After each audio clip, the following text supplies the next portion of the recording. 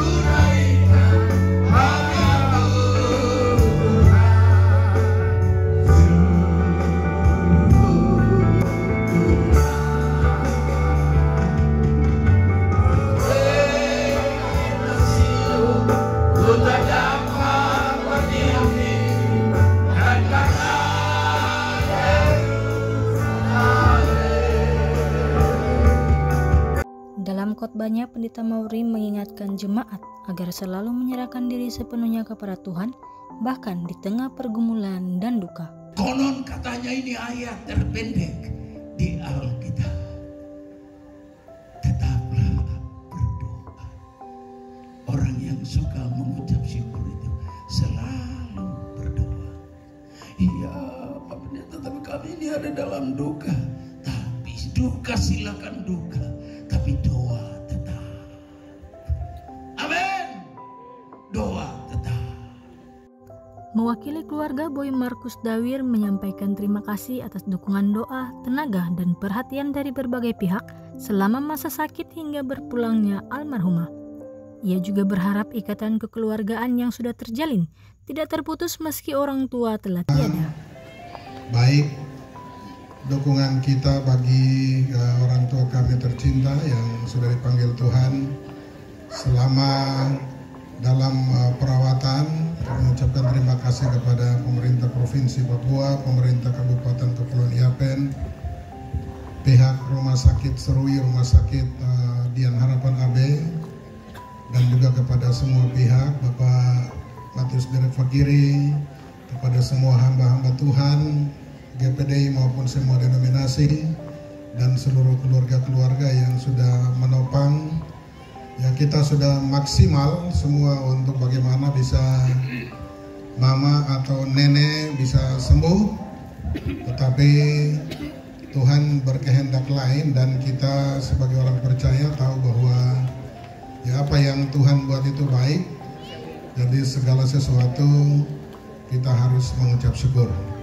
Ada kurang lebih 50 keluarga yang mendukung dengan beban masing-masing, ada yang sumbang ikan, ada yang sumbang air minum dan lain sebagainya.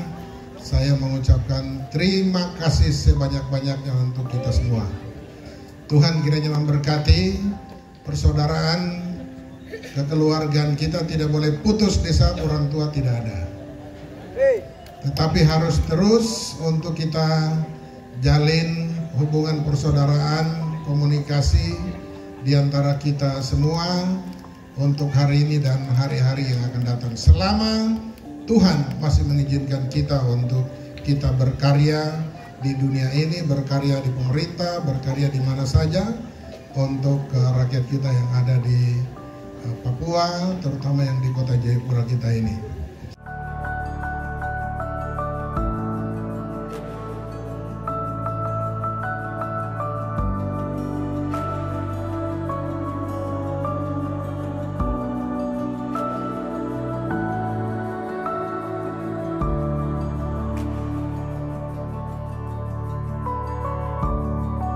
Di kesempatan yang sama, kesaksian datang dari Margareta Sarah Faubun, istri Boy Markus Dawir, yang menceritakan perjalanan hidup almarhumah Pendeta Sofian C. Dawir. Ia mengisahkan bagaimana almarhumah dengan penuh kasih setia menjalani panggilan pelayanan, setia mendampingi keluarga, serta menjadi teladan iman bagi anak-anak, cucu, dan jemaat yang dilayani. Dilahirkan tanggal 20 Mei tahun 1947 di Kampung Menawi dengan nama Marice Sembai.